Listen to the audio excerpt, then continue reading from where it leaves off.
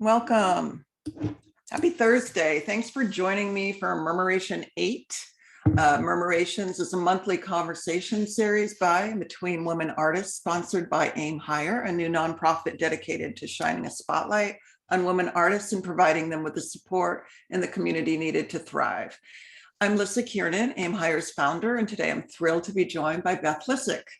Beth is a multifaceted artist who works as a writer, actor, storyteller, performance artist, and dementia caregiver.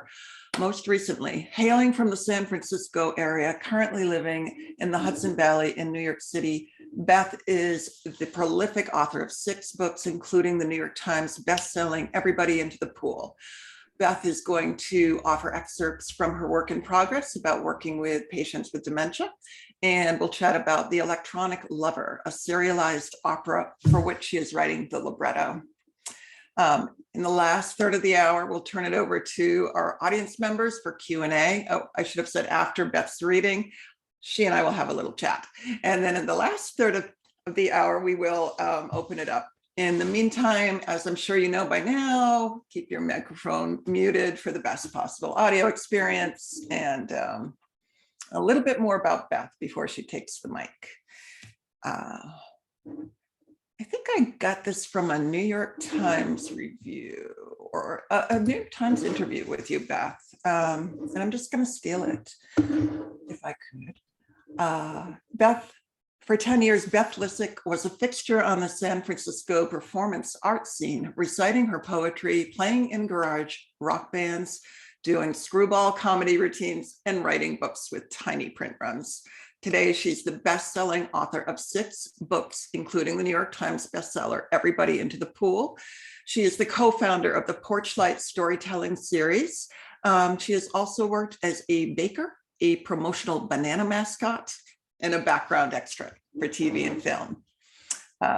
During the Q&A, be sure to ask Beth about the weirdness of appearing as that background extra in nearly 50 films and TV shows. She's really a true multidisciplinary, multitasking artist, and I'm sure that you're going to be every bit as charmed by Beth as I am. Welcome, Beth. Thank you, Lisa. I want to make sure anybody who watches this recording in the future knows that Lisa is my neighbor also, and that's how we met, because we're neighbors. Yeah. I do too, Beth. Thank you very much for being here. I'm so happy to be here. So do you want me to read first? Is that the plan? Yeah, that would be my preference, if that's okay. You. I'm going to put on my new reading glasses. A couple more people joining us right in time. Great.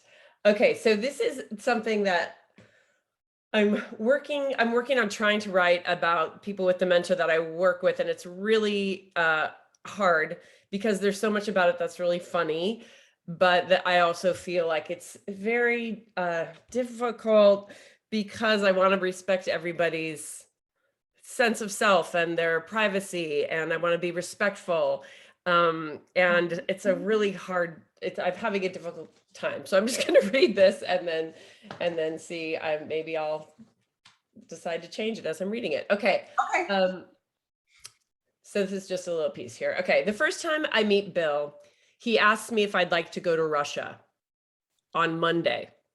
He's handsome, impeccably dressed in a Tuscan yellow button-down and creased navy trousers, a retired doctor living in a beautiful apartment building on New York's Upper West Side. He's been to every major museum in the world except the Hermitage, and he urgently wants to go to St. Petersburg on Monday, Tuesday at the latest. I don't know how to answer it first, so I tell him I have to check with my husband. If I go to Russia 3 days from now, I say, I have to make sure that he can watch our son. Bill looks me square in the eye, his face barely moving a muscle. They can come, he says, and we will all fly the one. I only fly the one. I like to sit by and he pauses and starts again. I like to sit by his manicured surgeon's hands form an arc that makes a small portal and he looks at me quizzically. The window, I say. The window, he says. You sit by the other one. The aisle, I say. Bill, who's only in his early 60s, has been diagnosed with frontotemporal dementia, a neurodegenerative disease that has eroded his decision-making, impulse control, command of language, and memory. This is my first day on the job where I've been instructed to keep him out of trouble. I'm not a social worker or a therapist. I haven't been trained in any way to work with people with brain diseases. At the time, I was a 50-year-old artist with a need for a side gig. And I've always loved my side gigs, sitting in the jury box on Law and Order SVU, narrating museum tours for MoMA and the Smithsonian, wearing a foam banana costume in the streets and convention centers of major US cities, smiling out of my face hole while strangers told me I should have stayed in college, which I did, by the way. I'm used to my jobs being part of my creative life, a way of learning things and getting inspired. But I had no idea how much keeping Bill out of trouble was going to change my life. When I meet Bill, I'm at an unusually low point. My oldest brother, Paul, who was autistic and had cerebral palsy, has recently died of an autoimmune disease. My longtime literary agency doesn't want to help me sell the book that I've been writing for years. I'm coming off a bout of Lyme disease, and I've just discovered that I have a monster fibroid tumor on the outside of my uterus that is larger than my uterus that can only safely be removed by also removing my uterus. I mean, I'm done with the whole thing anyway, but it is hard to be cavalier about organ removal. Frankly, I think I just described the precise demographic of someone willing to hop a last-minute flight to Russia with a total stranger who has dementia. But I've been warned this Hermitage trip is merely Bill's latest obsession, and he is not under any circumstances allowed to go. Apparently, his behavior has gotten erratic. He no longer tolerates loud talking or anyone touching him, which is challenging for someone who likes to spend his days walking the streets in New York City. He has recently been arrested for kicking a small child who accidentally brushed up against him on the sidewalk. When I hear how he fled the scene, ducking into the Guggenheim Museum and speed walking up the iconic spiral ramp where he was tackled by the police, I so appreciate his dramatic flair. And I'm more than a little nervous. Companions have come and gone quickly, I learn. It's a swampy August afternoon. Bill stands stiffly in his lobby, staring out at the street, waiting impatiently. He refuses to use revolving doors, touch handles, or press elevator buttons. I nod, push open the door and hold it for him, gesturing comically for him to please proceed, sir. He doesn't think I'm funny. He exits quickly without turning around and off he goes. I hurry to catch up. He crosses against the light, and while cars stack up, he pauses to count the painted stripes in the crosswalk. The honking starts.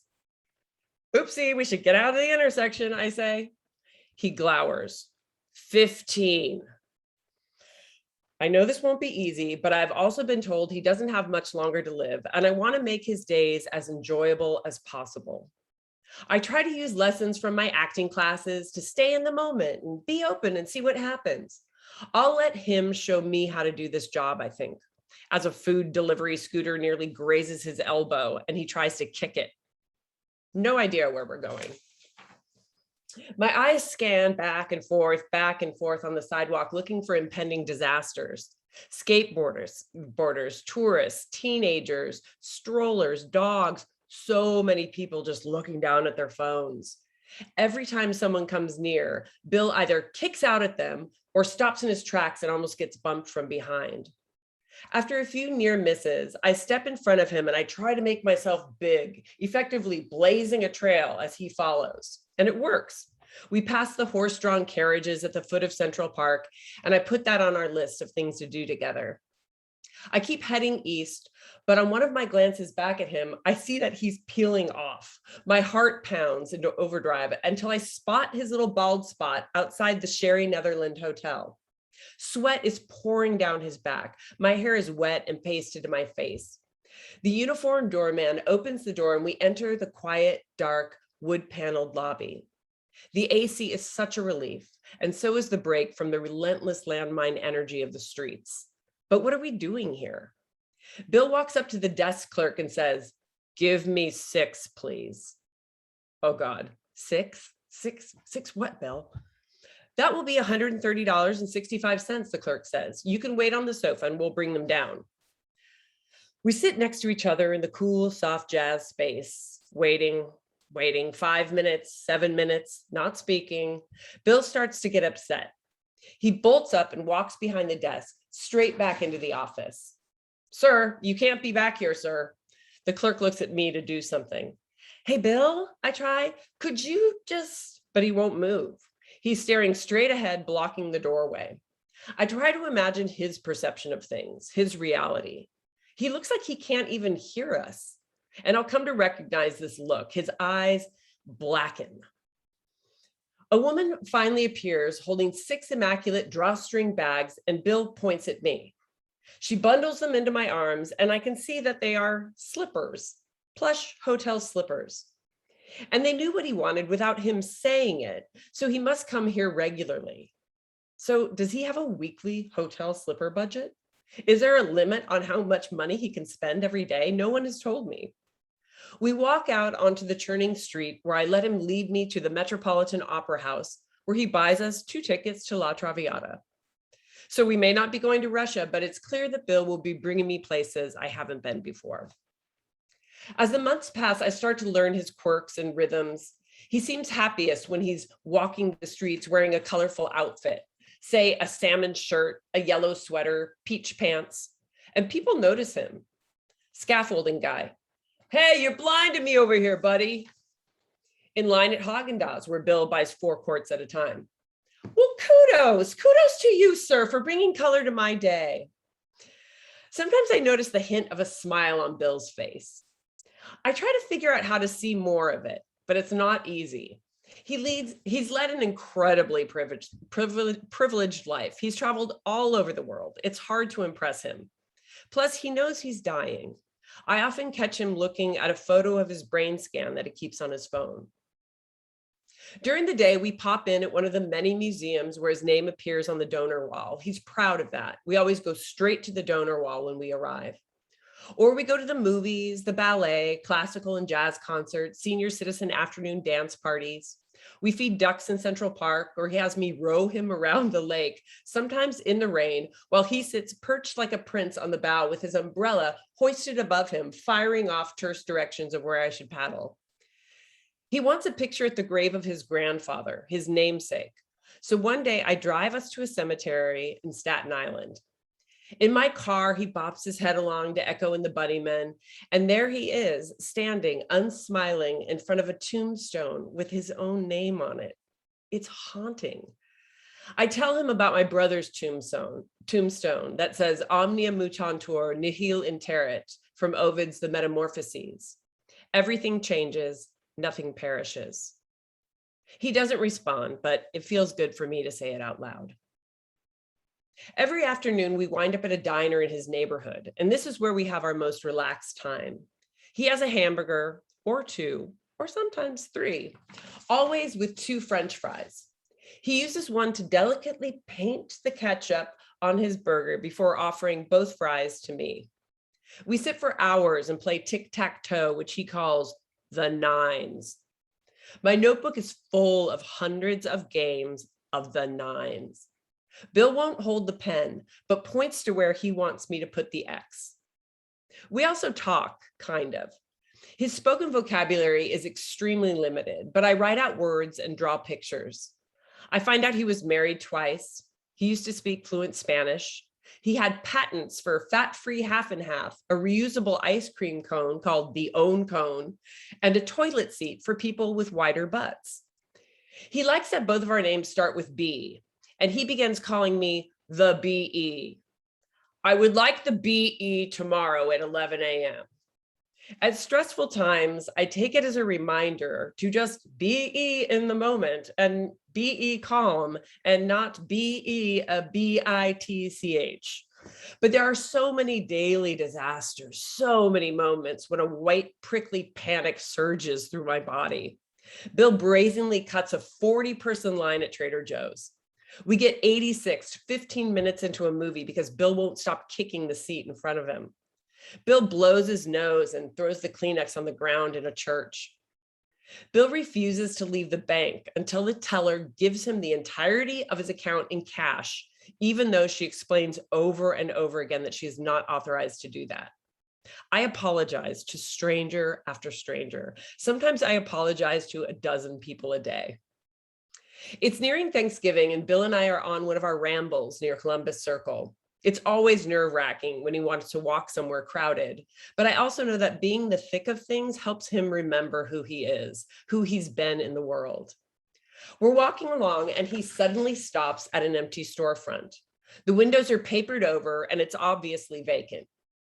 He is often compelled to go into places that he's not supposed to be. "Did you used to come here, Bill?" I say. "Did this used to be someplace you knew?" He looks at the door and then at me. "Open it." "Well, it looks like it's not open anymore. I'm sorry." "Open it," he scowls. Pedestrians are flying by in both directions, and I cage my arms around him to protect him without touching him. He won't let it go. "Open," he says. I lose my patience and grab the door handle and push to show him that he is wrong. It is locked. No one is there. But the strangest thing happens. The door opens. Bill, unfazed, walks in. I hurry in after him, ready to launch into my whole campaign to roust him, when I look around and see that we are surrounded by a fleet of 20-foot-high reindeer and enormous glittering candy canes. Giant elves smile out at us, and oversized baubles and ornaments create a maze across the floor. There are carpet rolls of fluffy fake snow and golden garlands and massive wreaths. It's like we're tiny creatures in a winter wonderland for giants. It must be the storage spot for the holiday display going up later this week. There are no people here, and it is silent, and we are safe. Bill turns back to look at me, and he's smiling. He points up to a pair of towering angels. He wants to make sure that I'm seeing what he sees. I can totally see his kid face in this moment for the first time. I glimpse a different version of him before his disease. Not the serious, accomplished doctor and scientist and art collector, but someone who can relax for a moment and be full of wonder. When he's sure he's seen everything, he leads me back out. The door shuts behind us, and we're standing back in the rush of foot traffic, everyone oblivious to our secret.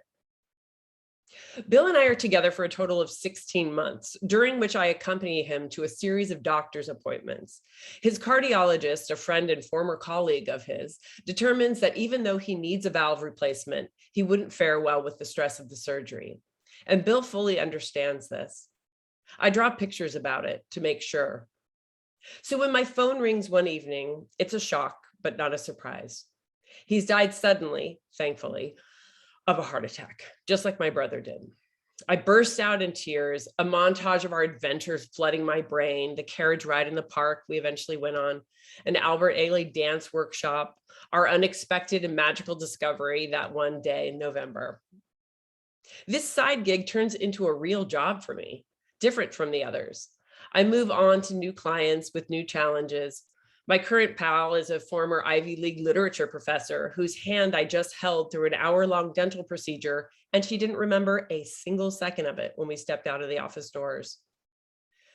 Every day is an opportunity that I think about patience and gratitude, being of service, and to remember that everybody's struggles are not always immediately visible. I like when I was walking around with Bill that I often didn't know where we were going or why. I tell myself to stay open to surprises, keep my intentions good, and bring them to life. And if I can do that, it's amazing how simple it is to make somebody else have a better day. That is my reading about Bill. Wow. Oh, wow. That was amazing. It's a lot. It's a lot to try to squeeze in because there are, all those little adventures every day. Like I said, there was just something dramatic would happen every day. And because he'd been arrested, it was really scary because the frontal temporal dementia is the kind that it affects all your impulse control and decision making. So he often wanted to steal things or hit people. And so it's very different than the woman that I'm working with now. But so that was kind of a trial by fire with my first person that I worked with. Yeah. Oh, wow. I mean, from that image of him and on the spiral staircase of the Guggenheim, that you appreciated his dramatic flair, I could see what fabulous material this was for a writer. Yeah, I mean, that was the first thing that I found out about him, because they gave me his name, and like I do when I almost meet anybody I'm curious about, I Googled him, and that was one of the first things that came up was the New York Daily News story that was basic. Oh, my kitty's meowing. The New York Daily News story about this, this Upper East Side doctor kicking a small child, and all the comments were like, that privileged jerk, and he should have been arrested to kick a child, and and like being with him, I know that it's like this kid probably got in his way, and he just freaked out. Right. But anyway, but he didn't have a he didn't have a companion at that time. And so he just took off running. And so the idea at first for him was just to have a minder. And then over those months that I was with him, he really declined, and it turned into a lot more Wow. than what it started out as. Yeah. Oh gosh. Well, yeah, this is fascinating, because like you and first of all, like you completely painted him with dignity. Good. I mean, and I feel like for this, I'm so glad that I did, and I want to. And then there are other things where it's just like, it gets it gets dark, and it gets messy, and there's, but it's part of the story, and I want to be able to tell that too. And that's what I haven't quite figured out yet.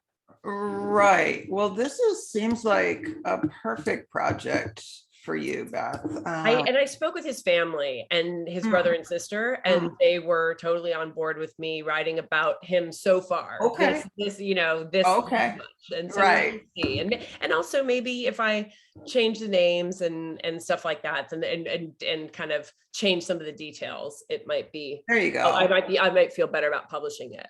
Right. I mean, because there's like HIPAA and like, Yeah.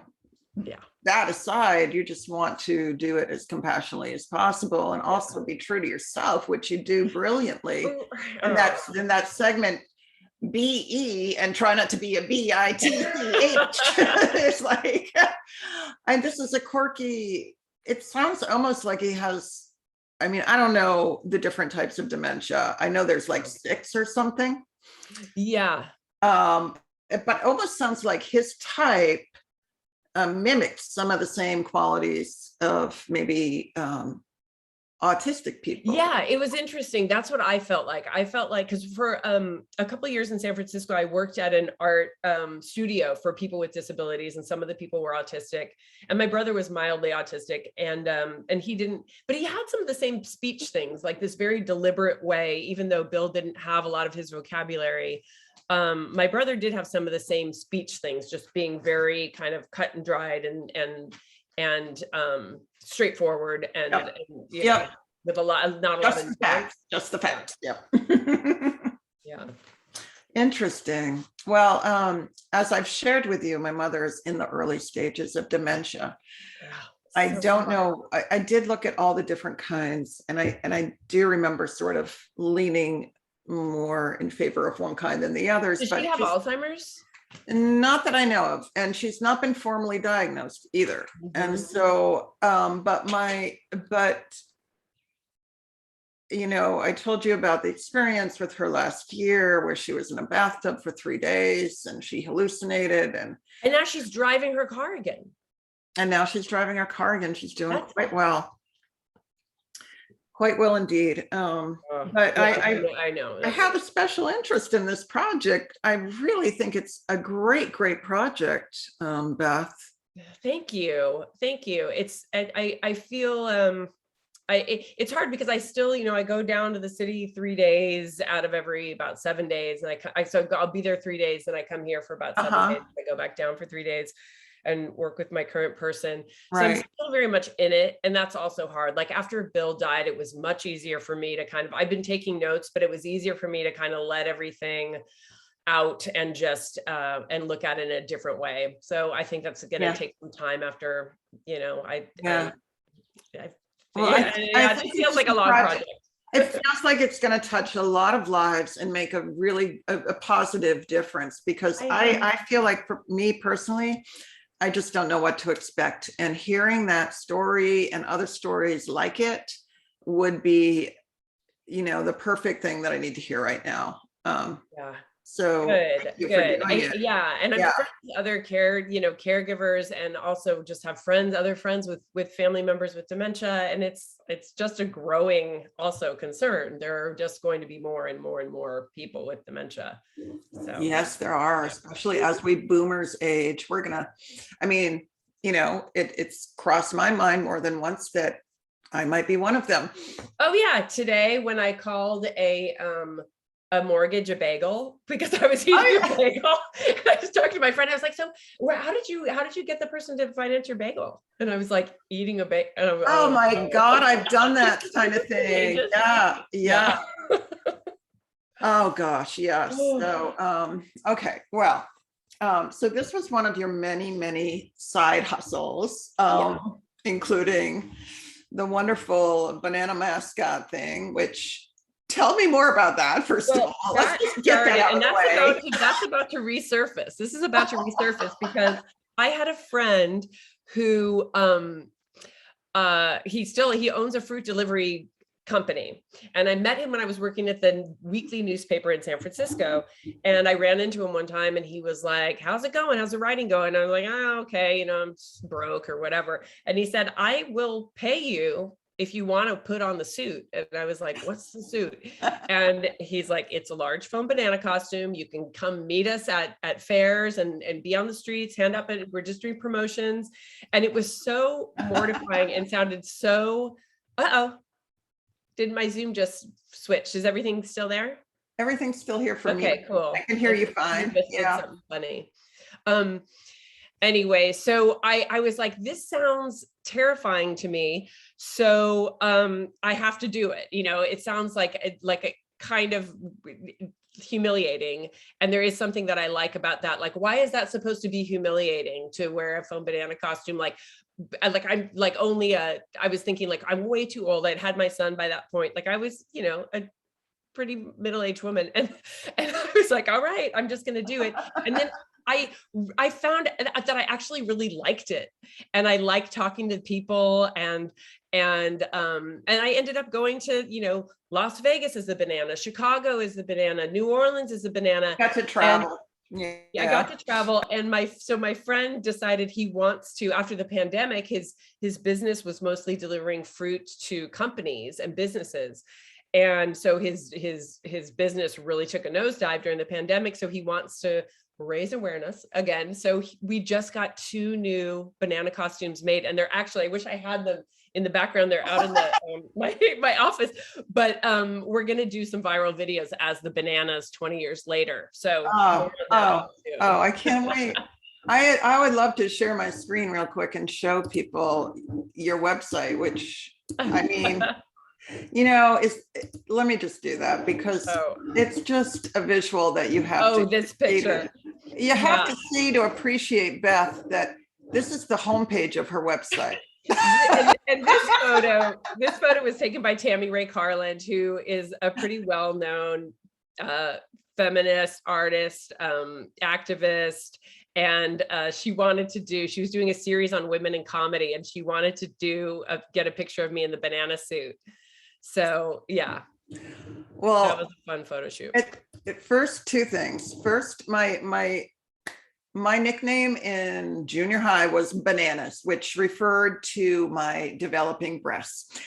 Secondly, I'm not sure how that works. I know. Okay. I guess they were already drooping, but I don't know. I didn't like it, but anyway. And secondly, you seem to have made a bit of a career about doing things that are embarrassing or humiliating. Is that accurate to say? Yeah, it is. I think I think that part of it, I did, and I have one of my books is about shame, like all my personal, just it's a Yeah. short collection of Is that the help thinking me? of all those it's called Yokohama Three-Way and Other Small Shames. And Okay. it's like thinking about all the things that I've done in my life that when I bring them back up in my memory, I immediately want to squash. Yes. And so I just decided to write them all out. And I didn't expect it to be therapeutic, really, but it was. But I'm really fascinated with shame and embarrassment, because I think that we learn a lot from it. And I think that we all go through that. And how boring is it when we're all like trying to be cool all the time? So I like to talk about it. And I like to do things that maybe other people would find embarrassing, just to kind of be like, see, this isn't so bad. Or is this am I your worst nightmare? I love that about you. Yeah, I'm interested in that. I love that about you. I love that you're the person who will put a picture of herself in a banana suit on the homepage of their website. Well, what else should I do? Be like, like I can't do that. That's not me, so I can't do it. Author photo. So when did you first know that you were an artist? Were your parents, were your siblings? No, so my mother-in-law is watching right now. She's here with us. Hi, Penelope. And Penelope Starr, and she's an artist, and her father, both her parents were artists. Mm-hmm. And my husband's a musician. Her son is a musician, and they come from a real artist family. Mm-hmm. And I did not at all. My parents are, they were working class families in the Midwest, Catholic. They're both raised, my mom was raised by a single mom who was a secretary. My parents were both the first people in their families to go to college. I mean, it was, my uncles were bricklayers and masons. So it was not, that way. And so I remember when I first went to college at UC Santa Cruz, I grew up in California. And when I went to UC Santa Cruz and started meeting artists, I had a little bit of an attitude that I was like, how dare you think any, like almost like fascinated that you could think that what you would come up with, that you could just do that and put that out in the world. Like it was a little bit of like a weird, I don't know. I think of it as being sort of Catholic and sort of very working class or middle class, just sort of like, oh, you think you're so great, huh? Right. Like you're special. Then, of course, it turned into all of my favorite people, all these people that I met were like my favorite people. Yeah. And so then my first boyfriend in college was a painter and a musician. And then I just met artists. And then I started writing kind of toward my last years in college, but didn't perform anything on stage until after I had graduated from college and was at an open mic night. And I just did it that way. Like I liked the immediacy of just getting up on stage and reading your poem or your thing for 3 minutes, 4 minutes, and getting off and disappearing into the darkness of the bar. And, and then what you did just existed in that moment. And that you didn't have to publish it. No one ever had to read it. You just do that. And that I liked that. And that's how I started. Wow. Okay. That's interesting. So then that led to probably the porch storytelling. Porchlight. So I did the poetry slam early on in the poetry slam days in the 90s. And that was fun. I met a lot of great people through that. And then but I got tired of how I felt like the poems were becoming very canned, and people would have their poem that they would recite in their certain way, and me too. I was my signature poems that people love to hear over and over again, and then I was just like, I don't like that. So I did a story at the Moth when the Moth first started. It was like 2002. They came to San Francisco and did a show, and I told the story. And I was like, this I really like, because it felt more natural and more conversational. And so I started with my friend. I said, let's start a series where people just get on stage and tell their stories in 10 minutes. And you can't use notes and you can't memorize it like a monologue.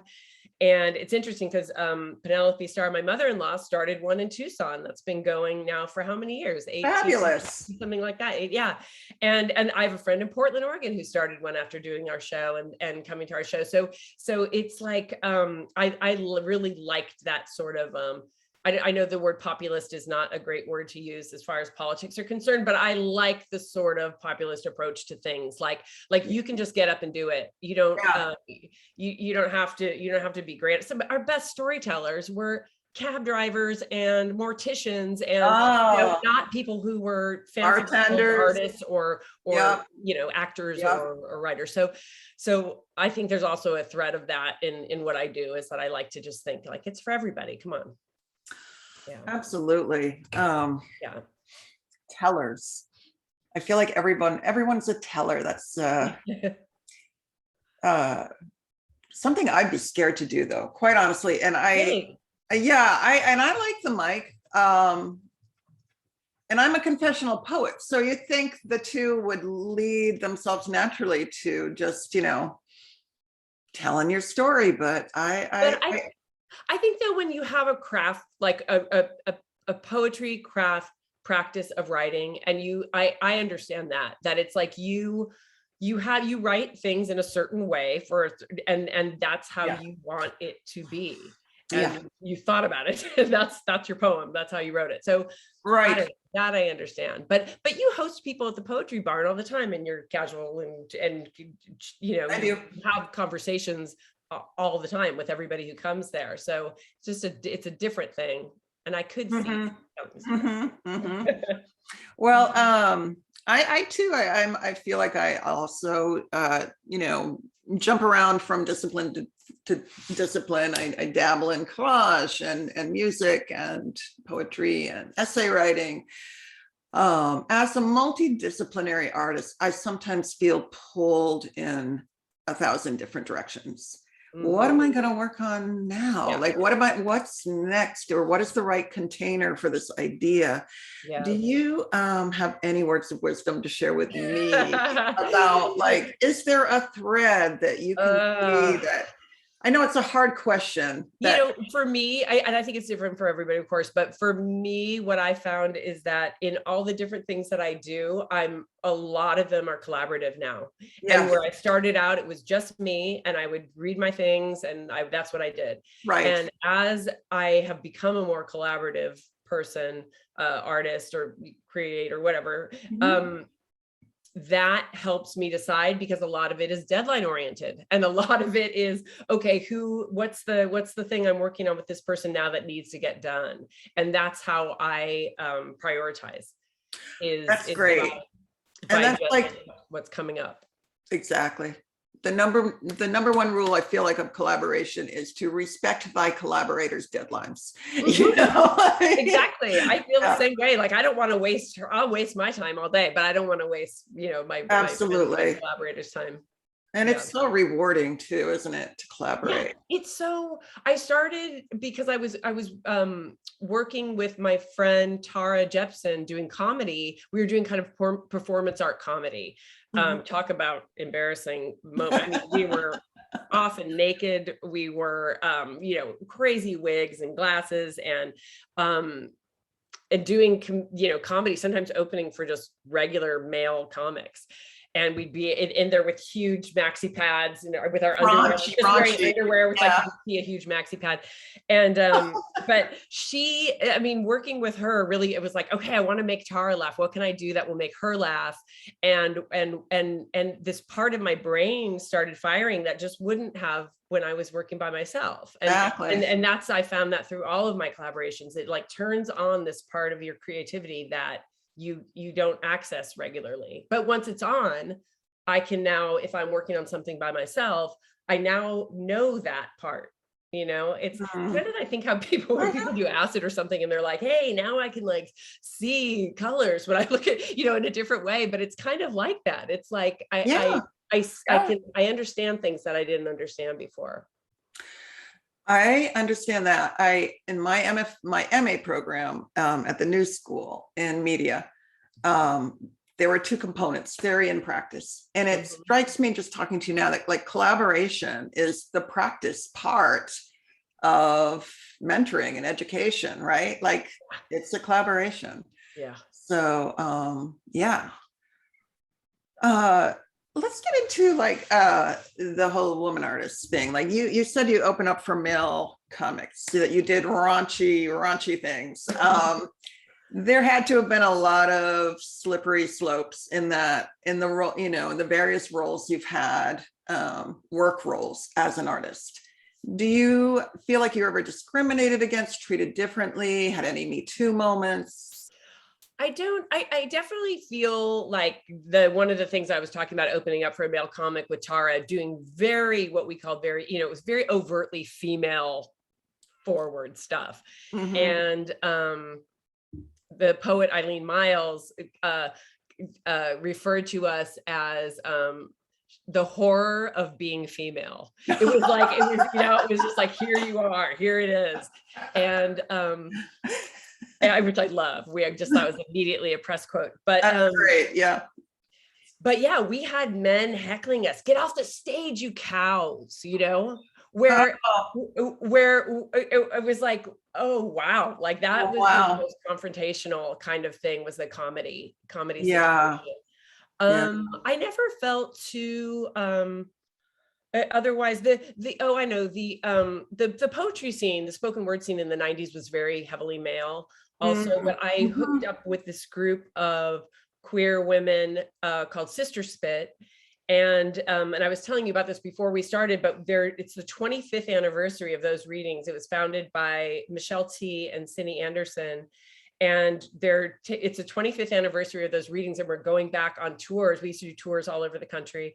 And so this August, I'm doing the tour, the first reunion tour. There's going to be a batch. So I'm doing the Pacific Northwest down to San Diego. And then there's going to be an East Coast one and one through the South and Midwest and stuff like that. So so that was great to align myself and find my people in this very female queer space, that it was just like, they could just be like, all right, like we're doing our thing. And that was very helpful to realize, like, oh, I don't have to join this other thing. I can do readings there, but I also can be with this other group where I felt like we were listening to each other and learning from each other in a way that felt a lot better than some of the other open mics and stuff. And yeah. Wow, on tour. Can you believe it, after 2 years of COVID? I know, we're actually having a meeting soon, like a Zoom meeting, about what we're going to do about the COVID being all in the van together. There's going to be 8 of us in a van and going into, clubs and bookstores and spaces doing readings. So it's going to be interesting. I hope it will be interesting. And I imagine you're just elated also to be able to do in person again. Yeah. I am very excited about that, because that was really how I learned to write, was for reading for an audience and reading something. Even just today, reading this thing, I was like, oh, I got to take that out. I got to change that around. It really is helpful to me to read out loud. It really is. Yeah. I think reading out loud is absolutely critical. Yeah. So you're also doing something new, I think, for you, libretto writing. Yes, I'm doing it is a libretto and it is an opera, but it's funny because it sounds so fancy, but it does sound fancy. Yeah, the name. How is that different? I'm writing the words for a contemporary opera piece with my friend Lisa Metzakappa, who is an incredible composer, and she's Bay Area based. She's an upright bass player, but she's, an amazing composer. And I'd seen all these big orchestra pieces that she'd done before, really with, I don't know, 15, 20 instruments on stage. And one of the pieces I saw had a spoken element to it. And she had done the research about this, and she had a person on stage reading it. And it was really wonderful, but there wasn't a lot. It felt very academic to me. And I was like, God, what if there was this wild music with something that was had some humor in it? And so we just started talking, and she said, and it was years later that we talked about someday we'll collaborate. And she optioned this article from Ms. Magazine about the first days of online chat rooms. And so it was in a 1984 or 1985 issue of Ms. Magazine. So, and the article was called The Electronic Lover. So that's where we got the name. Okay. And so we take that as a jumping off point, and then extrapolate and build a whole new world of characters from there. But that is what it's based on, and it's serialized, and it's up. The first 4 episodes, 3 or 4, are up on iTunes and all the podcast places right now.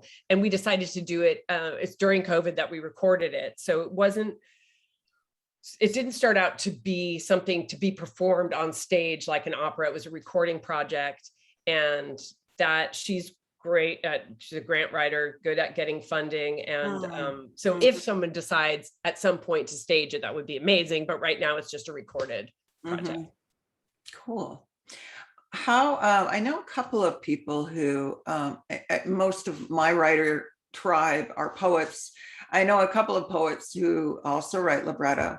I have never tried my hand at it or even like looked into it, but I grew up as a classical music performer. Actually, I've played flute and piano. Yeah.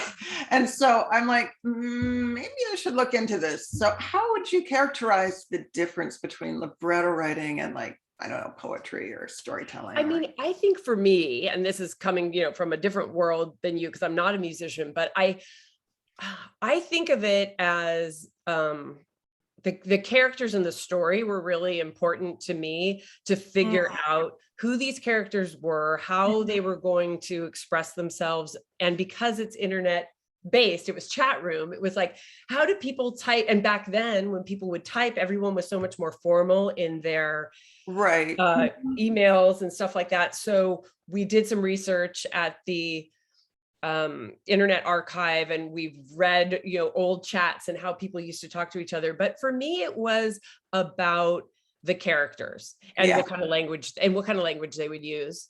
And that was really fun, is building character Bibles of who they all were. So but I feel like you would approach it totally different with a poetry and music background. And that would be really interesting too. And then there also are a lot of contemporary operas. Have you listened to any of the newer operas?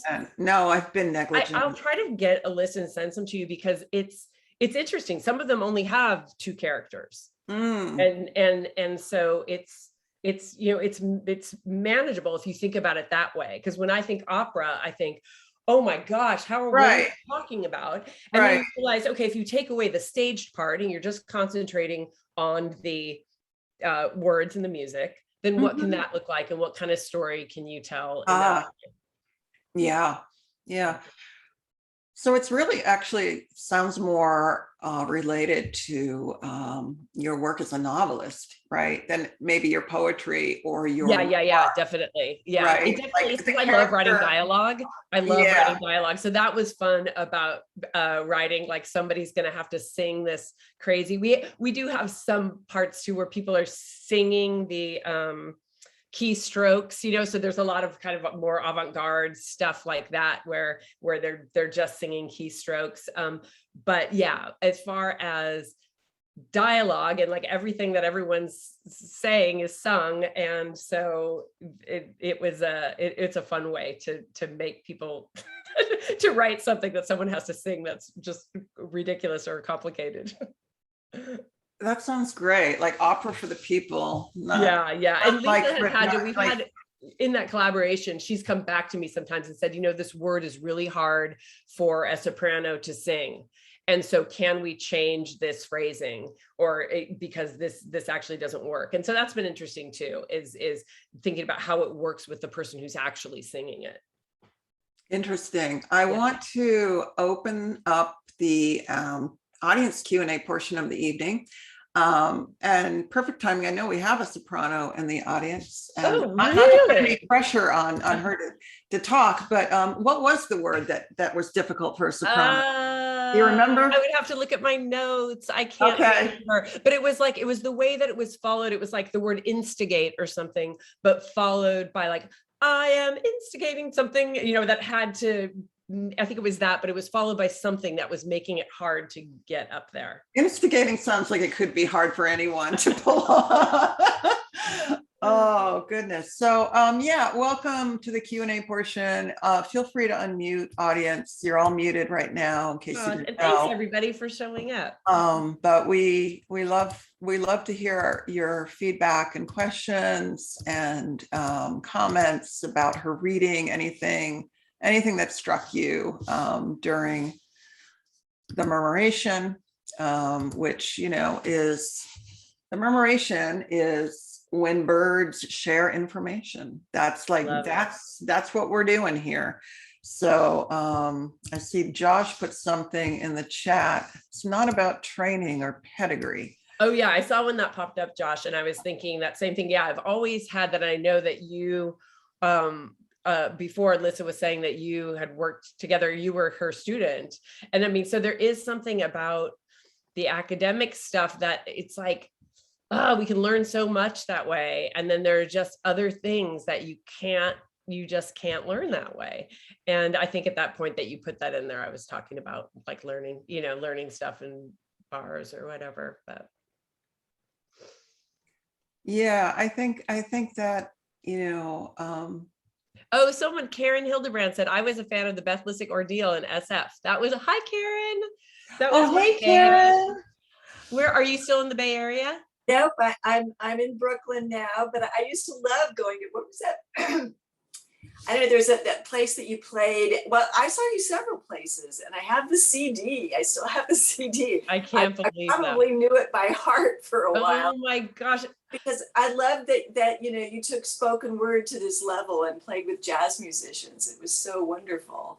It was that was definitely in response to reading to only other poets and every reading and thinking, well, what if you just did poetry or told stories in front of a band, with a band behind you, and that people would come to hear the music, hopefully, and it wouldn't just be an audience of other, you could, kind of expand it and make it fun for I don't know, but you're a writer, aren't you?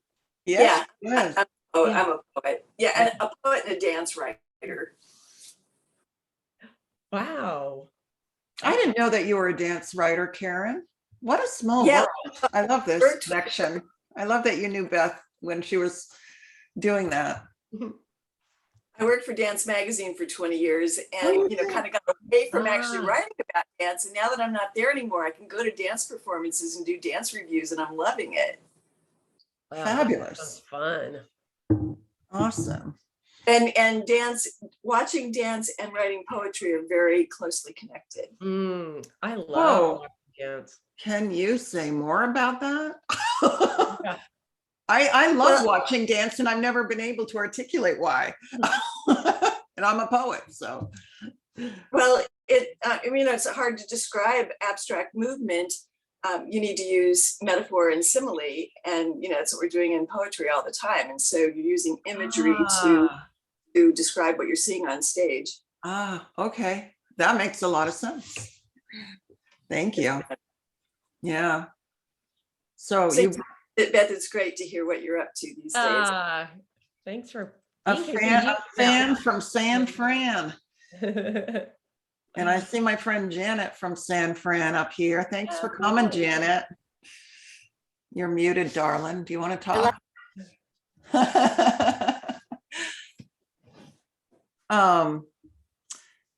What else? I wanted to ask Beth if there aren't any current audience questions. Feel free to jump in anytime.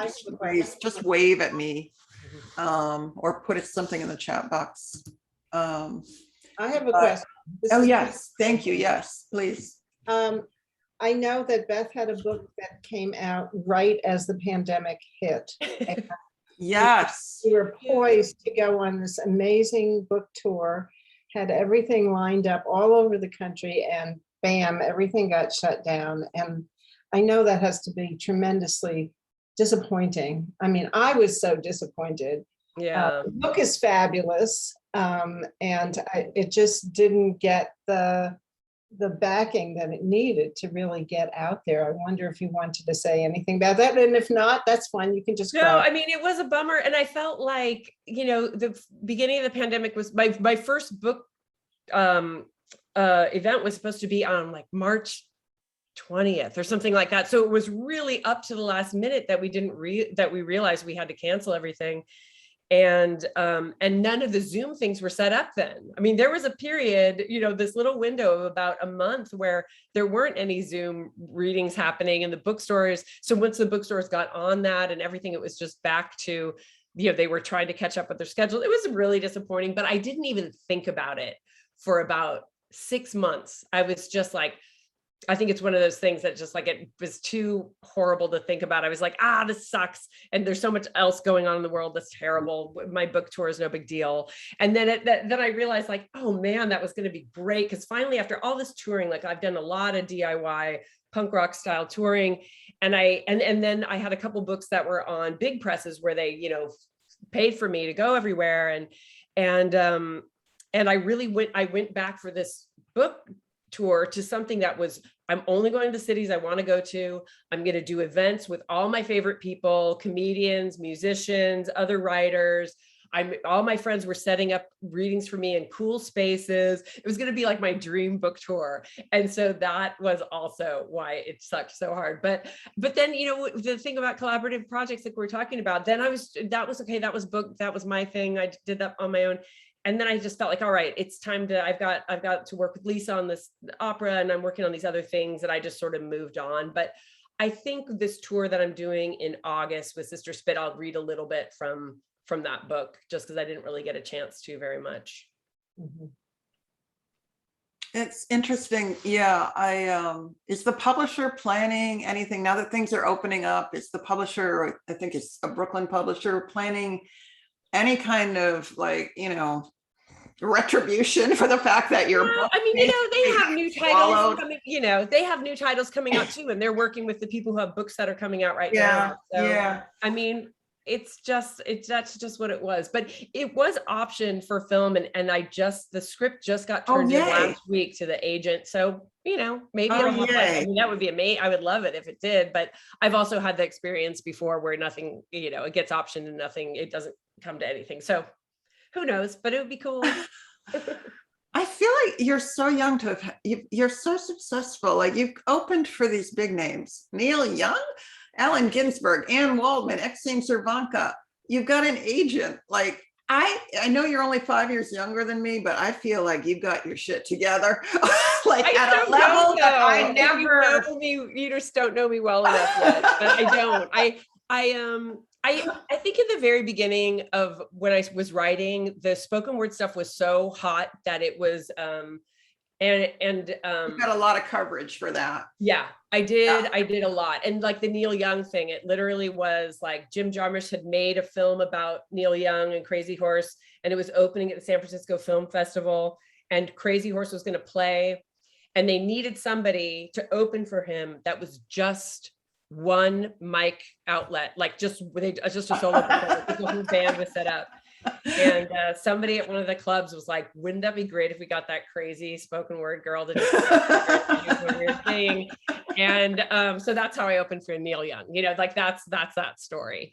But yeah, at the time Allen Ginsberg was still alive, and to be able to read with him, I mean, it's incredible. It was incredible. Well, I guess like a lot of it was just being in the right place at the right time, right? Yeah, San Francisco in the 90s was it was the spoken word stuff there was really hot in the 90s, and it was really a lot of it just being there at that time. Any other questions? And I'm working really hard at it, Beth. I don't want you to not take credit for how hard you have worked all these years. Oh, yeah. Thank you. That's, if you were just coming in, that's my mother-in-law saying that. But no, but she knows because she comes as yeah, but I don't know what else to do. It's like anything that you do that you love doing, you just are doing it. And when you bring up the thing about the canceled tour, it is just like, oh man, I really did work hard on that book to kind of just have it just flop out and not do anything. But it all, I think that my perspective is just that it's all over time, and it's all, to me, I feel proud of it, and I'm glad that it's out there. And I don't know. I don't feel like I need more recognition or I need more money. I mean, I would love to have more money actually, but besides that, I think that it's just like, if you're happy with what you're doing, then and you're interested and curious about doing other things, then that's the really rewarding part to me, is to be able, I feel lucky to have these collaborators I work with and stuff I'm stoked about. And I love that. I don't feel like that's a perfect place to end. So I want to thank you again for being here and sharing your energy. And thanks everybody who came to listen. And I think this was a particularly interesting murmuration. Well, And, thanks, Lisa, for doing you've just been the most generous guest. So thank you so much. Okay, I'll see you tomorrow night at our neighborhood cocktail party, Lisa. You sure will. Okay. Okay. Bye. Bye, Beth. Bye, guys. everybody. Bye. Have a good night.